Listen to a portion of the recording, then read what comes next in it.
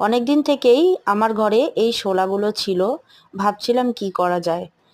তো একটা আইডিয়া আসলো মাথায়।